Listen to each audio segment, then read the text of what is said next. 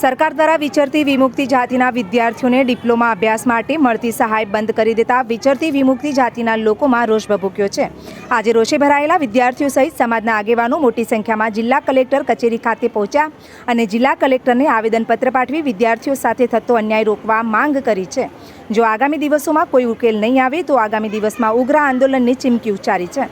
સરકાર દ્વારા પછાત જાતિના વિદ્યાર્થીઓને શિક્ષણમાં સહાય મળી રહે તે હેતુસર સરકાર દ્વારા શિષ્યવૃત્તિ અપાતી હતી, પરંતુ છેલ્લા કેટલાક સમયથી આ શિષ્યવૃત્તિ બંધ કરી દેવાતા વિદ્યાર્થીઓ મુશ્કેલીમાં મુકાયા છે।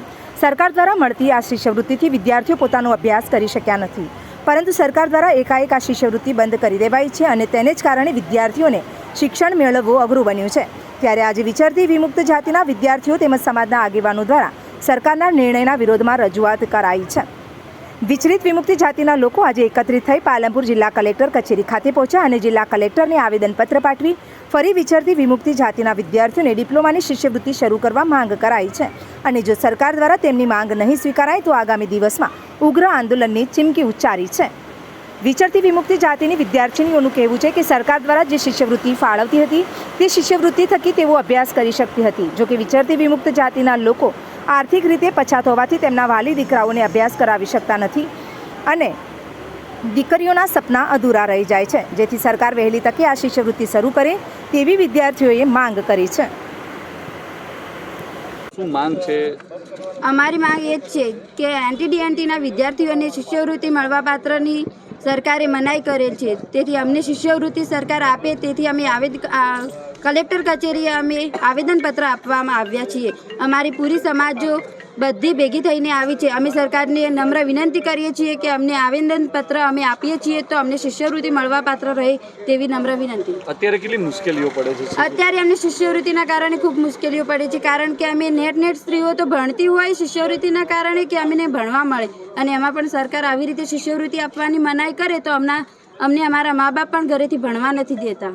નામ આપનું?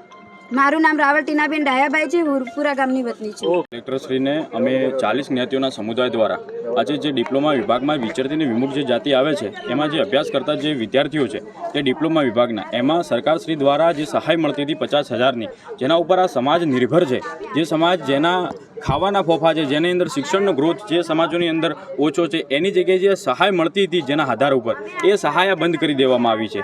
અને સમાજના બીજા પણ ઘણા એવા મુદ્દાઓ છે કે જે સમાજની અંદર આર્થિક નીતિ નથી, જે સમાજની અંદર કોઈ રાજકીય પીઠબળ નથી, એવા સમાજો માટે આ જે સહાય હતી એ એકદમ ફાયદાકારક હતી અને આ સરકારે એ બંધ કરી નાખી છે। અમારે સરકારશ્રીને આજે બનાસકાંઠા કલેક્ટરશ્રીને નિવેદન કરીએ છીએ અને બીજા પણ જે હોદ્દેદારો છે અને મીડિયાના માધ્યમથી પણ ખાસ કહીએ છીએ કે આ સરકાર આ જે નિયમ તમે લાગુ કર્યો છે એ તદ્દન ગેરવ્યાજબી છે અને તદ્દન જેટલો બને એટલો ઝડપી 15મી ઓગસ્ટ સુધી અમે અલ્ટિમેટમ આપીએ છીએ કે 15મી ઓગસ્ટ સુધી આ જો નિર્ણય રદ કરવામાં નહીં આવે તો ઉગ્ર જો જવું પડશે, આગળ ગાંધીનગર આગળ જવું પડશે, દાંડી કૂચ કરવી પડશે, આમરણ ઉપવાસ કરવા પડશે તો પણ આ સમાજો રોકાશે નહીં।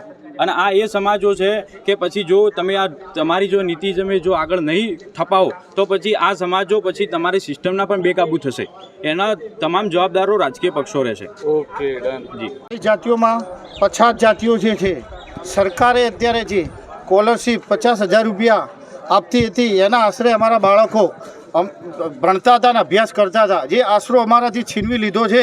હવે કઈ જગ્યાએ અમે જઈએ અને જે અમારો હક છે જો અમને પાસો નહીં આપે તો અમે આંદોલન પણ કરીશું। અત્યારે કલેક્ટર સાહેબજીને આવેદનપત્ર આપવા આવ્યા છીએ અને આવેદનપત્ર આપ્યા પછી જો અમને અમારો હક પાછો ચાલુ કરવામાં નહીં આવે તો પૂરા ગુજરાતની અંદર, પૂરા ભારતની અંદર અમે 40 જાતિઓ એક સાથે મળી અને આંદોલન કરીશું અને પોતાના હક માટે અમે લડીશું। અત્યારે બાળકોને ભણાવવામાં કેવી મુશ્કેલીઓ પડી રહી? બહુ મુશ્કેલીઓ પડી રહી છે। અમારી 50 જાતિઓ છે જે 40 અત્યારે પોતાનું ઘર ગુજરાન પોતે લારી નાના ધંધાઓ બિઝનેસ દ્વારા ચલાવી રહ્યા છે અને એ 50,000 રૂપિયાની સ્કોલરશીપ અમે અત્યારે ક્યાંથી ભરી શકીએ પોતાનો, અને બાળકોને અમે ન ભણાવી શકીએ એટલે અમારા બાળકોનું ભવિષ્ય બહુ ખરાબ થઈ રહ્યું છે। જો સરકાર આ ચાલુ નહીં કરે તો અમે સરકાર સામે અમે ઝુંબેશ ઉઠાવશું અને પૂરા ભારતની અંદર અમે આંદોલન કરીશ 40 જાતિઓ સાથે મળી અને રોડ ઉપર, રસ્તા ઉપર, ગાંધીનગર જઈને પણ વિધાનસભાની અંદર પણ જઈને આંદોલન